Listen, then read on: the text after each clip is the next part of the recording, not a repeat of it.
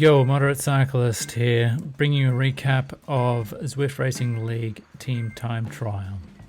The course is Watopia Waistband. It's around about 27 kilometers long. I think all in all it was going to be around about 45 minutes effort. This was a pretty tough experience for me. I haven't done a team time trial before. I haven't done a time trial of this duration before, so it was all a learning experience for me, and an eye-opening one at that. The plan was for us to roll minute turns. The call was to be doing it about 5 watts per kilo on front. Although I'm able to ride for a minute at 5 watts per kilo, consistently rolling at this speed is pushing the thresholds of my capabilities. I comfortably ride at 4 watts per kilo FTP.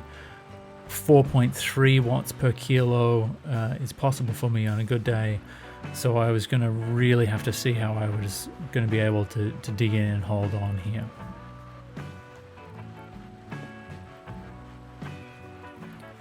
I'm second in our order, which means that I'm taking the second minute of this race. I've moved to the front here. I'm trying to keep as smooth as I can at 5 watts per kilo. For me, this is sort of somewhere around 350 watts to 400 watts. This first turn is fine. I'm not really having any issues here.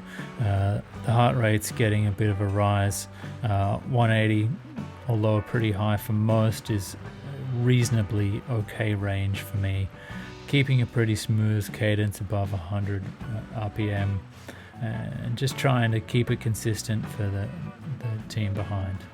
I do a lot of erg mode riding in my training, and maybe to improve my consistency in these situations I need to turn that off and just practice a little bit more of pedaling consistency myself.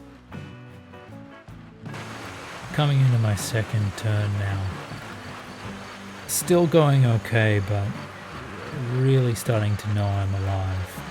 We had 6 in our team, which means you do get 5 minutes off in between your turns, and I guess depending on where you are in the pack, it does get you around about 1 watt per kilo discount on the power you need to keep up. You can see though, holding that 5 watts per kilo, my heart rate is up a fair bit more now. We've gone from being at 180 to now being a little bit closer to 190. I don't think it matters who you are. This is a point in which you start to struggle a little bit.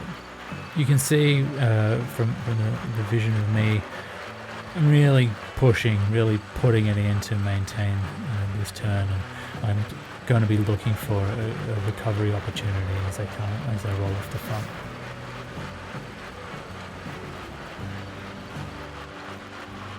Third turn now. You can see I'm having to get out of the saddle to put down some power to get to the front for this turn. This is really I'm starting to fade. Pushing enough watts to move up the pack to get on the front was a little bit much, so pushing to get out there on the front, up around 7 watts per kilo. I know this part of the course. I know I'm coming into a hill climb section.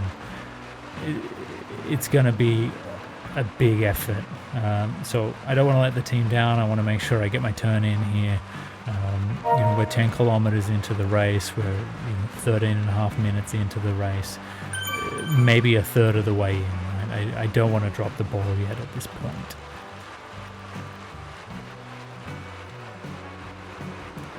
As I roll off this turn, I'm in pain. I need a recovery.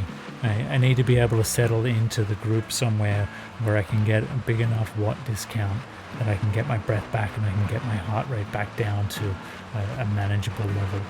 Holding at 190 is just not going to be possible for me. You can see on the vision of me, I'm wiping the sweat off. I'm trying to gain some composure, but you can see the group is really stringing out, and I'm slowly filtering back. At this present point, I'm not really getting the pull. Nathan goes past me in the red cap here, and I really need to hold his wheel. But at the same time, he knows that he needs to close the gap with the rest of the group. Otherwise, he's going to lose that drag and put himself in danger. And this is kind of the first point in which I'm off the back. It's still very early in the race. I do jump on team comms and just let them know, that I'm struggling, that I'm off the back. Having the team comms there is super beneficial in this scenario because they're able to make a decision. They know it's pretty early in the race. They know that they don't want to drop that first rider out of 6. Even though you only need 4 across the line to complete the race, ideally you want to bring as many out of your 6 as you can for as far as you can in the race to maximize the power that you're generating as a group. So with the team easing up a little bit, that's allowed me to get back on here. Everyone is just sort of taking a little breather here and regaining their composure. I'm putting it all in here, right? They've slowed up. They've let me get back on. I don't want to fall off the back again. My priority is to settle in, get some drag, and focus on being able to take my next turn. Coming into now what will turn out to be my last turn. I'm even struggling at this point just to get to the front of the group and take my turn. I put the call out and I've said that this is only going to be a short turn. I don't think I can pull for the full minute. I'm going to try and pull for 30 seconds. So I've put it all in here. You can see my neck's correct. I'm really riding it out here.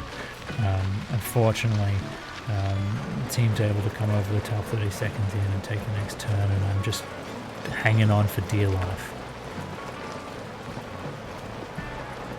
Barely more than 30 seconds later, it's becoming very apparent to me that I'm not going to be able to complete the race at this pace.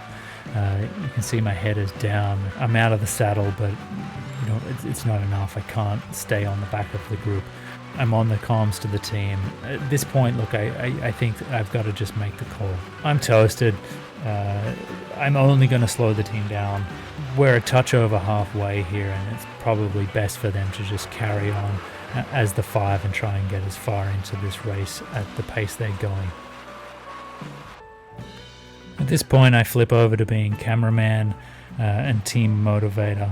You can see here I've captured the final kilometer or so of this race, just in watcher view. The guys bringing it home really strong. At this stage, they've lost their 5th rider. It's just down to the final 4. There's some amazing depth in this team. We are Aero 3, which is the 3rd of the Aero teams, but just phenomenal depth to see. All 4 of these riders put in a massive effort. We're able to take their turns. We're actually able to take longer turns in a lot of cases. And they've pulled through and taken this to the line. So kudos to the boys and a really great result. At this point, it's kind of back to me to finish the race off. If I have any dignity left, I'm going to put it in to the finish line. If you go flats, sprint segment is the end of this particular route. So I'm going to lift and try and put in as hard of effort as I can through that. I wanted to finish it off strong.